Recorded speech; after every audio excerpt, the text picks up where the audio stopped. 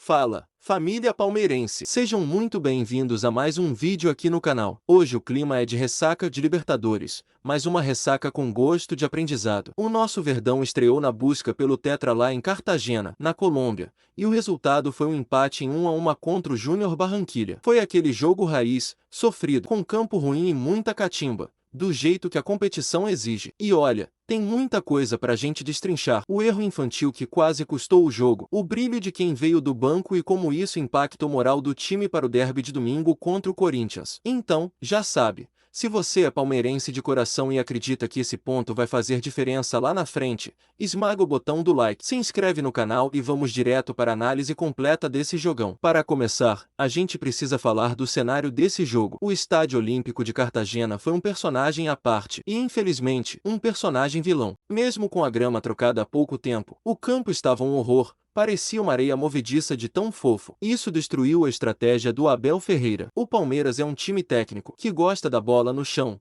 de transição rápida, e o gramado simplesmente não deixava a bola correr. O João Arias, que é o nosso motorzinho, sofreu demais. Ele tentava arrancar e a bola ficava presa, o que facilitava a marcação colombiana. Foi um jogo de superação física antes mesmo de ser tático. E se o campo já estava difícil, o Palmeiras resolveu complicar ainda mais a própria vida logo cedo. Com apenas 5 minutos de jogo, o Maurício cometeu um pênalti muito evitável no Rivas. Foi um lance isolado, mas a abordagem foi infantil.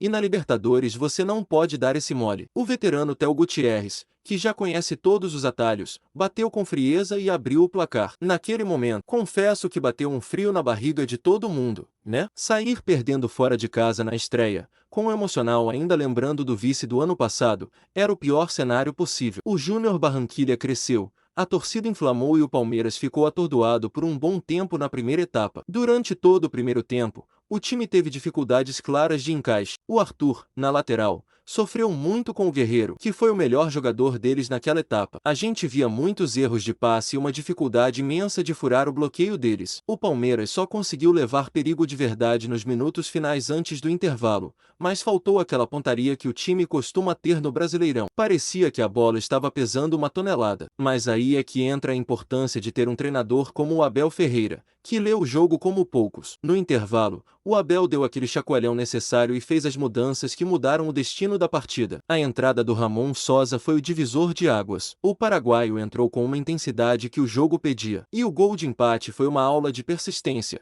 O Flaco Lopes, que luta muito na frente, deu aquela casquinha de cabeça perfeita. A bola sobrou para o Sosa, que teve uma frieza de gelo dentro da área, driblou o goleiro Silveira e mandou para a rede. Naquele momento, o grito entalado saiu. O Palmeiras não só empatou, como passou a ser o dono do jogo. Se não fosse a falta de pontaria em pelo menos 3 chances claras de virada, a gente teria voltado com os 3 pontos na bagagem. O time ficou mais inteiro, as opções do banco oxigenaram o ataque e o Júnior Barranquilla começou a se assustar. Por outro lado, lá atrás, o nosso paredão Carlos Miguel foi fundamental. Mesmo com o campo dificultando as defesas rasteiras, ele foi seguro demais e buscou bolas difíceis do cachimbo no finalzinho do jogo. O capitão Gustavo Gomes disse na saída de campo que o ideal era a vitória. E ele tem razão pela grandeza do Palmeiras. Mas, dadas as circunstâncias, esse ponto é muito importante. Olhando agora para a tabela do Grupo F, a situação é a seguinte. O Sporting Cristal venceu o Cerro Porteño por 1-0 e assumiu a liderança isolada. O Palmeiras e o Júnior dividem a segunda posição com 1 ponto cada. Isso coloca uma pressão saudável para a próxima quinta-feira, dia 16,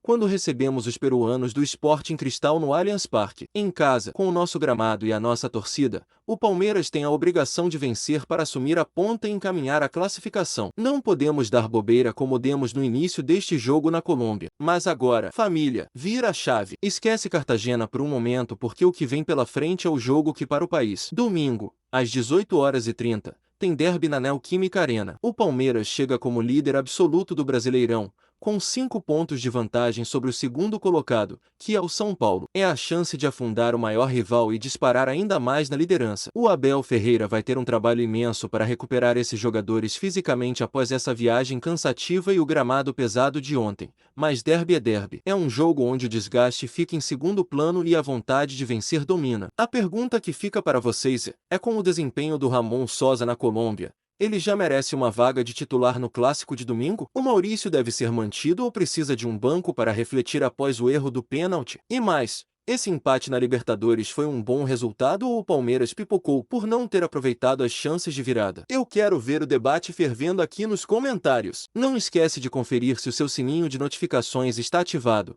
porque a cobertura desse derby vai ser pesada aqui no canal. Vamos juntos, torcendo pelo Verdão em todas as frentes. Um grande abraço a todos e avante, palestra!